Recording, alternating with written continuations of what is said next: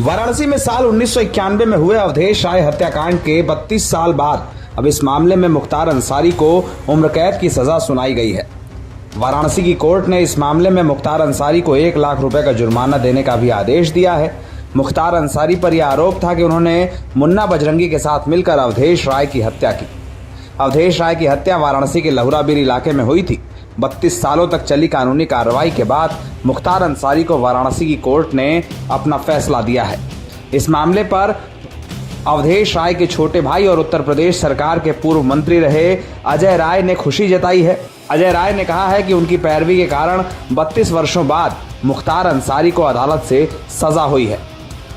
वहीं इस सवाल पर कि क्या सरकार की पैरवी के कारण भी मुख्तार अंसारी सजा के मुकाम तक पहुंचा है, अजय राय ने कहा कि अगर सरकार ने ठीक से पैरवी की होती तो कई मामलों में मुख्तार अंसारी छूट ना पाता, लेकिन सरकार की कमजोर पैरवी के कारण गाजीपुर से लेकर जेलर को धमकी मिलने तक के मामले में मुख्तार अंसारी को सजा नहीं हो पाई। ये सरकार की विफलता भी है।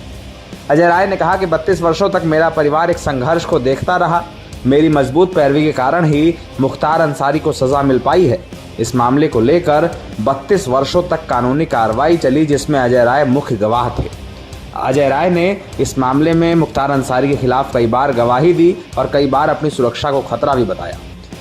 इस मामले के राजनीतिक मोड़ उस वक्त आए जब अजय राय से सुरक्षा वापस ले ली गई। अगर मेरे साथ कोई दुर्घटना होती है, उसकी पूरी जिम्मेदार ये भारतीय जनता पार्टी की सरकार होगी।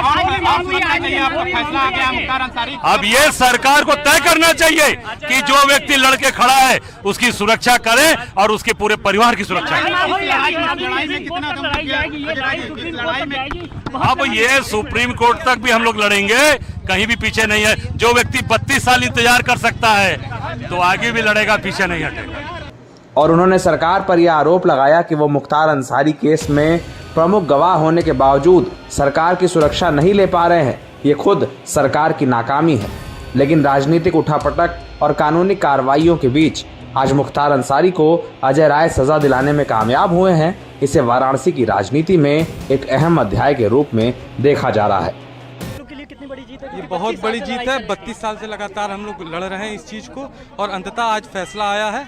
यही हम लोगों के लिए ढेर सारी। क्या आगे उच्च न्यायालय या सर्वोच्च न्यायालय में भी जाएंगे? जी जरूर। ये वादी मुकदमा है, जहां ये पैरवी करेंगे उनके साथ अगर हम लोग अपॉइंट होते हैं तो हम लोग भी लड़ेंगे। अब मुख्तार की तरफ से क्या स्टैंड हो सकता है? अब ये तो उनके वकील बताएंगे, उनके वकील बता सकते हैं। उच्च न्यायालय जा सकते हैं? अब स्वाभाविक है, जब यहाँ से सजा हुई है तो वो उच्च न्यायालय ही जाएंगे। इसमें कम किया जा सकता है? बिल्कुल नहीं। जो आजीवन कारावास की सजा है उसका मतलब ये होता है टिल डेथ वो अंडर कस्टडी रहेंगे। जो सजा उन्होंने काटी है उसका वो माइनस किया जाएगा। वो समायोजित होगा या नहीं होगा ये हाईकोर्ट तय करेगा।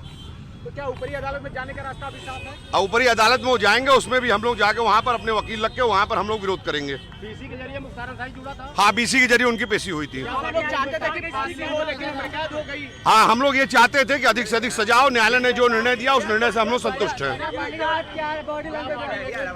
हम ये कहते हैं कि न्यायालय ने जो भी निर्णय दिया उस निर्णय से हम लोग संतुष्ट हैं। ये तो हमने देखा नहीं, वो कोर्ट की तरफ ओबीसी में उनका फोटो था। अनुज जी, कितना संघर्ष करना पड़ा? काफी संघर्ष करना पड़ा, लेकिन संघर्ष का अंत में रिजल्ट अच्छा आया और मुख्तार अंसारी को आजीवन कारावास की सजा हुई। क्या इस सजा के बाद आपको लगता है कि माफियाओं में खौफ की स्थिति रहेगी? ये निश्चित रूप से एक अच्छा संदेश समाज में जाएगा कि जिस तरीके से अजय राय ने मेहनत करके, परिश्रम करके इस मुकदमे में सजा दिलाने में मुख्तार को सफलता दिलाई है, वो उनका अहम रोल रहा है इस मुकदमे के सजा कराने में। अच्छा, बाकी लोग कौन है जो हाईकोर्ट में है? ये बाकी लोग नहीं, वो इन लोगों का इलाहाबाद में पेंडिंग है, विचाराधीन है मामला राकेश नायक के खिलाफ। हमारे साथ निश्चित रूप से संघर्ष में काफी वक्त लगा, लेकिन संघर्ष का आखिर में रिजल्ट जो आया वो अच्छा रहा, सुखद रहा और न्यायपालिका के प्रति लोगों का विश्वास बढ़ा है इसमें। अनुज जी, एक बात ये जानना चाहूंगा कि जिस तरीके से बीच में जो केस जारी थी वो भी गायब हो गई, फोटोकॉपी के आधार पर न्यायालय के परिश्रम से सभी प्रतियों का जो है सर्टिफाइड कॉपी इलाहाबाद से मंगाया गया, अब मंगा के उस पर ट्रायल किया गया है। तो आपको लगता है कि ये क्या मुद्दे को, जो मामला था उसको भटकाने के लिए किया गया था केस जारी? निश्चित रूप से भटकाने के लिए कई प्रयास हुए। उसमें जो केस जारी गायब हुआ, कैंट थाने में उसमें FIR भी दर्ज हुआ है जिसमें मुख्तार अंसारी मुलजिम है। और जो मामले इलाहाबाद में विचाराधीन है, उसकी शत प्रतिलिपि मंगा के पत्रावली में दाखिल करके इसका सुनवाई हुआ था, जिसमें आज निर्णय आया है। क्या आपके गवाह को या आप लोगों को कभी धमकी मिली? निश्चित रूप से पहले हमारे गवाह को कई बार प्रेशराइज किया गया था, सुलह करने के लिए दबाव बनाया गया था, लेकिन मेरा गवाह जो है तटस्थ रहा और न्यायालय में आकर अपने पक्ष को रखा, जिसका रिजल्ट आज आपके सामने है।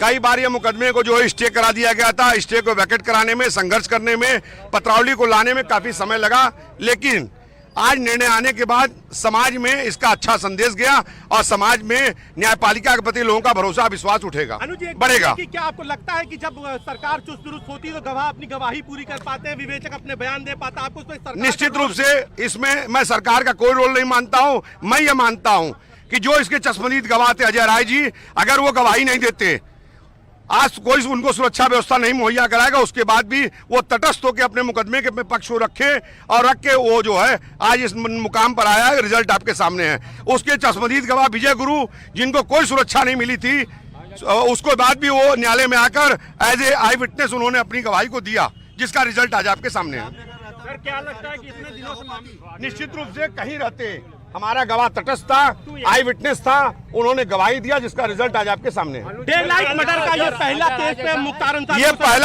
पहला मामला है जिसमें मुख्तार अंसारी के संपूर्ण अपराध जीवन में ये पहला ऐसा मुकदमा है जिसमें आजीवन कारावास की सजा हुई है।